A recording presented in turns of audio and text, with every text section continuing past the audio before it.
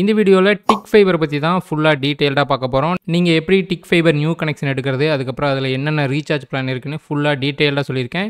Video ஃபுல்லாக பாருங்கள், உங்களுக்கு கண்டிப்பாக யூஸ்ஃபுல்லாக இருக்கும். ஃபஸ்ட்டு டிக் ஃபைபரில் நீங்கள் நியூ கனெக்ஷன் எடுக்கும்போது இன்ஸ்டாலேஷனுக்கு ஒரு 1000 ரூபா பே பண்ணுற மாதிரி இருக்கும். இந்த அமௌண்ட் வந்து பார்த்திங்கன்னா உங்கள் ஏரியாவை பொறுத்து சேஞ்ச் ஆக வாய்ப்பு இருக்குது. அதுக்கப்புறம் ஒய்ஃபை ரவுட்டருக்கு வந்து பார்த்திங்கன்னா 1200லேருந்து 2000 ரூபா வரைக்கும் பே பண்ணுற மாதிரி இருக்கும். இது கூட நீங்கள் ரீசார்ஜ் அமௌண்ட் வந்து பார்த்திங்கன்னா 3 மாதத்துக்கு இல்லைன்னா 6 மாதத்துக்கு பே பண்ணுற மாதிரி இருக்கும். அது நீங்கள் சூஸ் பண்ணுற பிளானை பொறுத்து மாறும். ஸோ டோட்டலாக நீங்கள் நியூ கனெக்ஷன் எடுக்கிறதுக்கு ஆரம்பத்திலே வந்து பார்த்திங்கன்னா ஒரு 5000லேருந்து 6000 பே பண்ண வேண்டியது இருக்கும். ஒய்ஃபை ரவுட்டர் உங்கள்கிட்ட ஆல்ரெடி இருந்துச்சுன்னா நீங்கள் அந்த அமௌண்ட்டை வந்து பார்த்திங்கன்னா லெஸ் பண்ணி கட்டலாம். நீங்கள் நியூ கனெக்ஷன் எடுக்கிறதுக்கு ஐடி ப்ரூஃப் என்னென்ன தேவைப்படும்னா ஆதார் கார்டும் ஒரு பாஸ்போர்ட் சைஸ் ஃபோட்டோவும் தேவைப்படும். இந்த 2 டாக்குமெண்ட் தான் உங்களுக்கு தேவைப்படும்.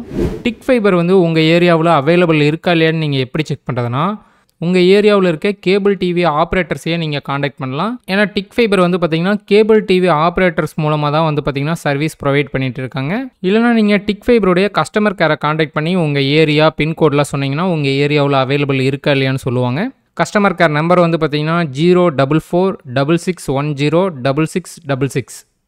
பிளான் ப்ரைஸோட நீங்கள் ஜிஎஸ்டி அமௌண்ட்டும் சேர்த்து கட்டுற மாதிரி தான் இருக்கும். 18% ஜிஎஸ்டி அமௌண்ட்டு நீங்கள் சேர்த்து கட்டணும். இப்போ நீங்கள் 799 ரூபா பிளானை சூஸ் பண்ணிங்கன்னா அதுக்கு 18% ஜிஎஸ்டி போட்டால் 129 ரூபா வருது. டோட்டலாக நீங்கள் 848 ரூபா பே பண்ணுற மாதிரி வரும். டிக் ஃபைபர்னு இல்லை, எந்த ஃபைபர் கனெக்ஷன் சூஸ் பண்ணாலுமே நீங்கள் ஜிஎஸ்டி வந்து சேர்த்து கட்டி தான் ஆகணும். டிக் ஃபைபரில் இன்டர்நெட் மட்டும் இருக்கிற மாதிரி 10 MBPSல ஒரு பிளான் விட்டுருக்காங்க, 299 ரூபா. இதனுடைய டோட்டல் யூசேஜ் வந்து பார்த்திங்கன்னா 300 GB. இன்டர்நெட் கூட ஓடிடி இருக்கிற மாதிரி 3 பிளான் விட்டுருக்காங்க. 50 MBPS plan 719, 100 MBPS plan 999, 200 MBPS plan 1399. இந்த 3 பிளான்லையுமே வந்து பார்த்திங்கன்னா டேட்டா வந்து பார்த்திங்கன்னா அன்லிமிட்டெடு. இந்த 10 MBPS பிளானில் மட்டும் வந்து பார்த்திங்கன்னா டேட்டா லிமிட் 300 GB தான். இந்த ஓடிடி பிளான்ஸில் என்னென்ன ஓடிடி ஆட் ஆகி வருதுன்னு கேட்டிங்கன்னா ஹாட்ஸ்டாரு, சன்னெக்ஸ்ட்டு, சோனி லைவ், G5 இந்த மாதிரி நிறைய ஓடிடி ஆட் ஆகி வருது.